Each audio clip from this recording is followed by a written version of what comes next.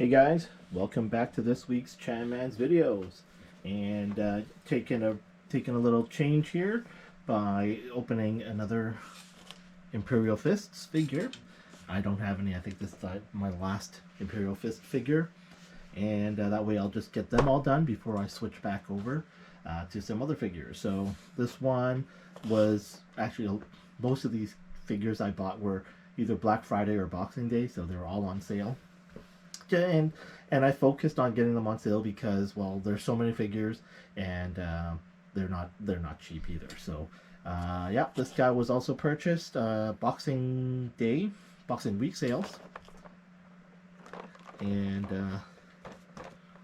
there's the box. So, all right, so let's get him out of the box and take a look.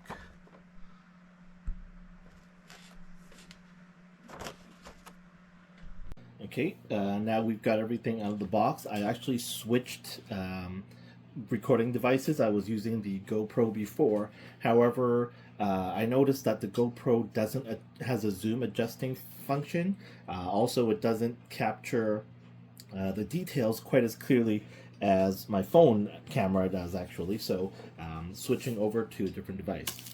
Now it's unboxed. This figure does come with the clear stand, and in the box it has two pairs of additional hands. So that would be the left trigger hand, right wielding hand for holding the sword, and then one pair of closed fists for both the left and the right hand. And here is the figure itself with the sword already in hand. Like some of the other figures before, the fingers are fairly stiff and rigid, and I did have to apply the hair dryer trick to just soften them up a little bit with a little bit of heat. Then it was able to grip the sword nicely. And then as I bring him closer for better details, this figure does have very nice weathering with, I guess it could be, I forgot the color of the paint, but I'll just look it up in a moment. And one of my favorite features and why I picked this figure is I like that his helmet is different. It's got the skull and the wings as well as the stripes for Lieutenant. On his backpack does have that artifact there, and I like the shield as well. On the shoulder pauldron, you see the insignia, and you see his skull there as well. He does have the holster, one holster only, so you cannot put a second holster with a gun inside it if you wish to display it without the pistol. And again, you do see all that nice weathering and detail there. Standard backpack with the exception of that artifact. And then on this side here we have the Imperial Fists logo and the skull. This is the first power sword I have of this variation, and it does have that nice metallic paint to give off the glowing vibe.